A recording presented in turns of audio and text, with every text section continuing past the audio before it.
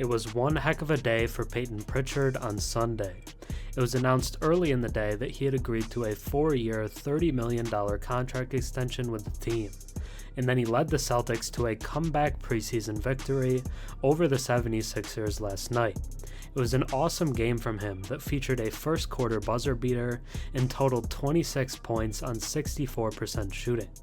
On a night where fans were excited to see offseason additions Kristaps, Porzingis, and Jrue Holiday, it was Pritchard who ended up stealing the show.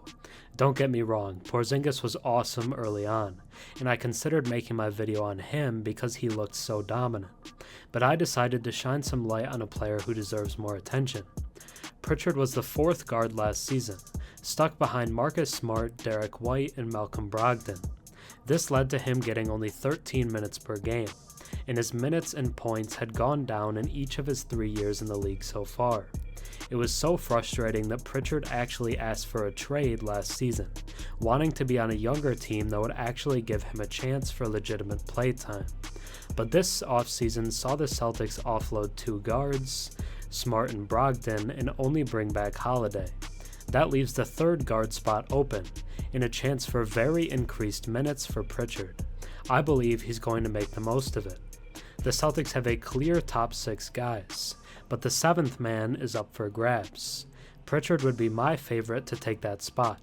The 7th man in Joe Mazzulla's rotation last year was Grant Williams, who played 26 minutes per game, which would be twice as many as Pritchard got last season. The guy's a baller and just needs the opportunity to show it. I mean, he dropped a 30-point triple-double in the last game of the team's season last year and is known for having a 92-point outing in a Pro-Am game. The dude can score, but he can also do much more. Sunday gave us a glimpse of what we can expect more of this season. Payton Pritchard is going to break out this year. Now let's take a deeper look at why.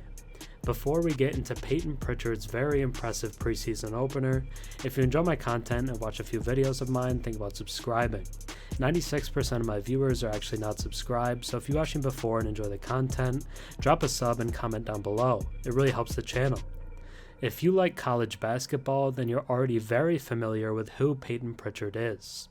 Through his 4 years at Oregon, he started 140 out of his 144 games played, and blossomed into one of the best guards in the country, winning Pac-12 Player of the Year in his senior season.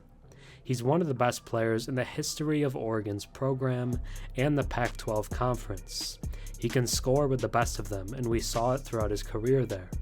He's a legend in the Pacific Northwest. But looking at his NBA career, he hasn't been afforded the same opportunities he was in college. He's started just 9 games over his 3-year career so far, and has never had a season with even 20 minutes per game. He hasn't been bad when on the floor or anything, but has often been stuck behind great guards in Boston. Honestly, his production has been pretty solid when on the floor. For his career, he's averaged 15 points, 5 rebounds, and 4 assists per 36 minutes. I think with more consistent stretches, we could see him put up even better numbers than that. The rebound numbers are actually kind of shocking. He's a very impressive rebounder for his 6'1" frame, and honestly that measurement might even be a little generous.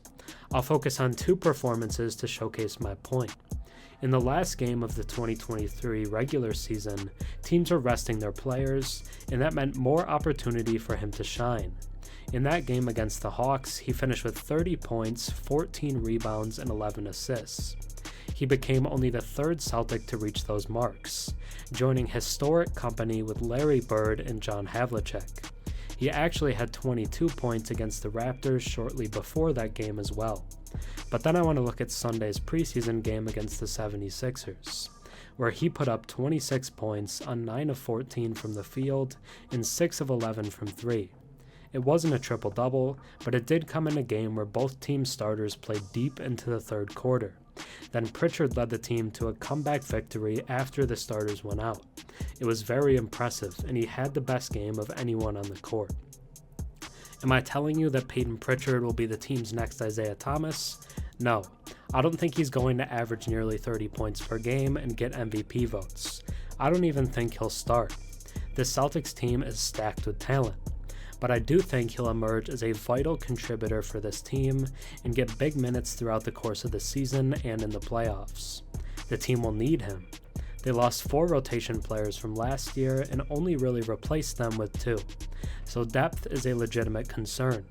After the first 6 guys, there's a noticeable drop. Pritchard should be the next guy after that, though.